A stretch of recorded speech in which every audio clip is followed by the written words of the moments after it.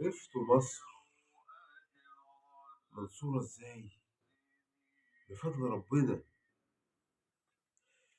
عرفتوا مصر مفيش بني آدم على وجه الأرض ولا أي دولة يعرف يبصلها ليه؟ لأن شعبها موحد.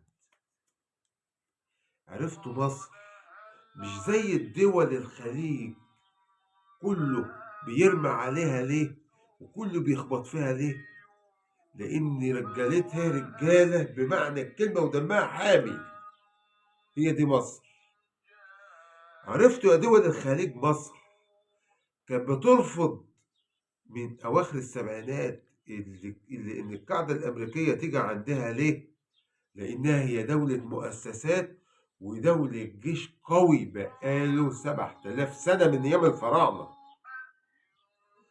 عرفتوا إن مصر كانت بتقول لكم بلاش القواعد الأمريكية؟ خفوا بس الكلام انتوا يا بلد الفول والطعمية. احنا بلد الفول والطعمية. حباكوا القواعد الأمريكية يا أخويا. حباكوا القواعد الأمريكية. إيران طبلت على كل قاعدة أمريكية في الشرق الأوسط. صح. حباكم.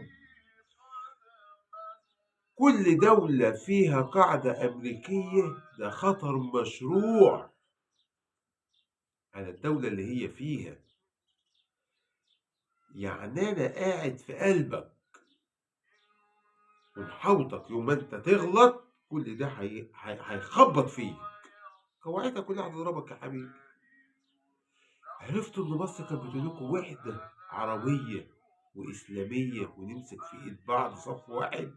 انتوا رفضتوا وقلتوا لا، القاعدة الأمريكية يا حبيبي لم ترضى عنك.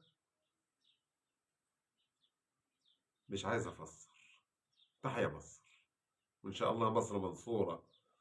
وإن شاء الله ربنا هينصر المسلمين ويعزهم. تحية ليك يا سيسي والتوجيه.